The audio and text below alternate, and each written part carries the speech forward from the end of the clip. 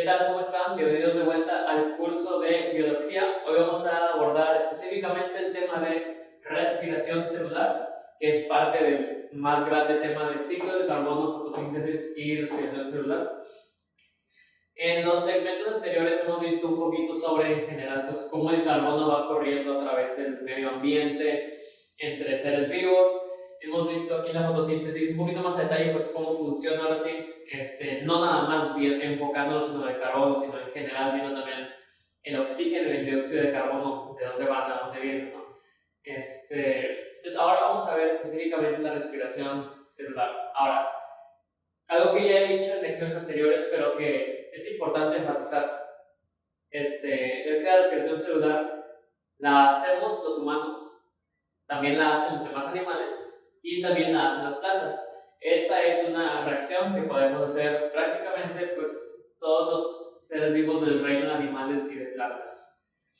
Y justamente por eso aquí puse una célula de una planta y una célula de animales, que nos incluye a nosotros. Y aquí pues como que circulé, bueno, encuadraré en ambas a esto rojito, porque la respiración celular ocurre en las mitocondrias. Esto ya habíamos mencionado en la lección sobre las partes de la célula. Y las mitocondrias, que generalmente son representadas de color rojo, como ovaladas, ocurre esta reacción, que lo que habíamos dicho es que su propósito es generar energía química para la célula. Entonces, vamos a orientarnos en torno a eso. ¿Okay? Entonces, esta reacción de respiración celular va a tener como objetivo utilizar ciertos reactivos que agarra del medio ambiente, o en este caso que nosotros le metemos al cuerpo humano, y va a utilizar esos reactivos para sintetizar ciertos productos. Entre esos productos está energía celular, que le llamamos ATP, que creo que ya habíamos mencionado ese compuesto, pero no lo habíamos definido. También genera dióxido de carbono, que ese sí lo habíamos mencionado, y libera un poquito de agua, pero eso no es tan importante en este caso. ¿Y qué es lo que utiliza? ¿Cuáles son los reactivos? Pues son los carbohidratos que consumimos. Vamos a suponer que comemos una manzana, ¿no? Y de la manzana sacamos glucosa, que es un carbohidrato. Y por otro lado, supongamos, yo creo que sí, ¿verdad? Pero supongamos que estamos respirando, entonces a nuestro cuerpo entra oxígeno. Esos van a ser los dos actores aquí que van a entrar. Todo lo demás, hagan de cuenta que son cosas que ya están aquí en la célula, o bien son cosas que son liberadas por la reacción. Entonces voy a circular los productos nomás que es para que se diferencien. Aquí está circulado dióxido de carbono, aquí está circulado ATP, que quiere decir, nomás para que no se les olvide, quiere decir energía química. Y vamos a circular acá agua. Entonces, esos son los productos y los reactivos son este y este. Esto es la respiración celular y tiene varias fases. Entonces, supongamos, ¿no? Tú te comes la manzana y tu cuerpo, a través de la digestión, que es un tema que veremos más adelante, descompone la manzana, los pedacitos, hasta llegar a tener monosacáridos y específicamente a tener glucosa. Y luego ya tus células empiezan a absorber esa glucosa para realizar este procedimiento. Ok, ahí estamos. ¿Qué sigue después? Entonces la glucosa va a entrar aquí. La glucosa son 6 carbonos. Entonces, esta glucosa va a pasar primero por un procedimiento pequeño que se llama la glucólisis. El prefijo gluco hace referencia a que pues, esto aplica para la glucosa, aunque también aplica para otros monosacáridos. Y el sufijo lisis quiere decir separación, y va a ser la separación de la glucosa. Aquí la glucosa pasa de ser 6 carbonos a ser 2 moléculas de 3 carbonos cada una. Y cada una de ellas se le llama piruvato o ácido pirúvico. Entonces, aquí tenemos 2 piruvatos, ¿no? Cuando acaba la glucólisis, tenemos, en lugar de la glucosa, tenemos 2 piruvatos. Y cada uno tiene 3 carbonos. Voy a poner 3C. Total tenemos 6C, pero partidos en 2. Entonces, muy importante esto. Si hay oxígeno presente aquí, o sea que si está nuestra respiración bien, funcionando bien, esos piruvatos se van a meter a la mitocondria, que es esta. Se me pasó a decir, aquí afuera, esto que está circulado en rojo, esto representa la célula, y este de aquí es el que representa la mitocondria. Déjenlo coloreo un poquito por dentro, vamos para que se distinga más. Esto que está coloreado es la mitocondria, y entonces, si sí hay oxígeno presente, los piruvatos se van a meter a la mitocondria para seguir con la reacción. Si no hay oxígeno presente, como dice aquí, los piruvatos se van a ir para allá y van a hacer algo que se llama ¿por qué se me está el nombre? Van a hacer algo que se llama la fermentación.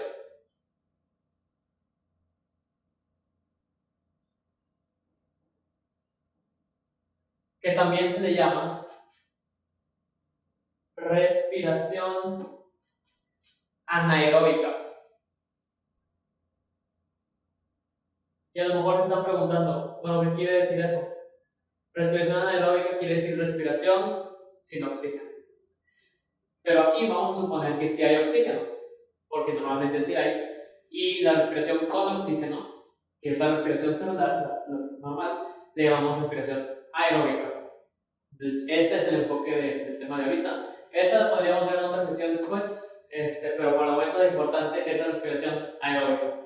Entonces, supongamos que hay oxígeno, los piruvatos se meten a la mitocondria y hacen los procesos. Ahora, si nos fijamos aquí en lo que está pasando aquí adentro, no se ve tan diferente de cómo era la fotosíntesis. Porque si se fijan, aquí tenemos eso representa un pequeño ciclo, y entonces acá tenemos algo que es liberado, y luego esto no lo incluí para agregarlo ahorita, pero hagan de cuenta que de este ciclo salen ciertos compuestos que se van para acá, y de esta parte de aquí, del otro proceso, salen compuestos que se regresan aquí, y acá son modificados, y acá regresan y se modifican, y así van. Entonces, así como era la fotosíntesis, aquí tenemos dos procesos que son como un mismo ciclo, que van haciendo una papa caliente con ciertos compuestos que justamente son prácticamente los mismos. El NADPH, que también estaba presente en la fotosíntesis, es uno de ellos, y el otro es el FADH o FADH2, por algunos autores. Estos son los dos compuestos que se pasan de un lado a otro, estos dos, para realizar estos procesos. Y les digo, conforme pasan de un lado a otro, hagan de cuenta que les quitas una H o les agregas una H, y en lo que pasan, pues van haciendo sus respectivas papeles acá. Por ejemplo, lo que hacen aquí es que al tiempo que el NADPH se convierte en NADH, al tiempo que hace eso a través de este ciclo, se va produciendo dióxido de carbono, y luego se libera. Y luego acá, ahorita vemos cómo funciona esto, pero aquí llegan los compuestos y van a utilizarse para generar ATP con la ayuda del oxígeno. Por eso, esto solamente puede pasar si hay oxígeno presente, porque si no hay oxígeno presente no se puede hacer esto, entonces no existe este ciclo. Entonces, el oxígeno si no hay oxígeno, no se puede hacer esta parte de aquí, y si no se puede hacer esta parte de aquí, no se puede hacer todo esto. Entonces los piruvatos dicen, no, pues me voy para allá, me voy a hacer fermentación mejor. Entonces, fíjense cómo eso está bien interesante. Este ciclo de aquí, que se llama el ciclo de Krebs, está bien, también, así como en la fotosíntesis, está bien complicado, bien elaborado, funciona muy parecido y se ve muy parecido. Les voy a poner una imagen aquí, pero no se asusten, la verdad sí está también espantoso. Funciona casi como el inverso del ciclo de Calvin, porque con el ciclo de Calvin, hagan de cuenta que entraba al ciclo dióxido de carbono, y a través del ciclo pasaban varias transformaciones, y lo que salía, el producto, era glucosa.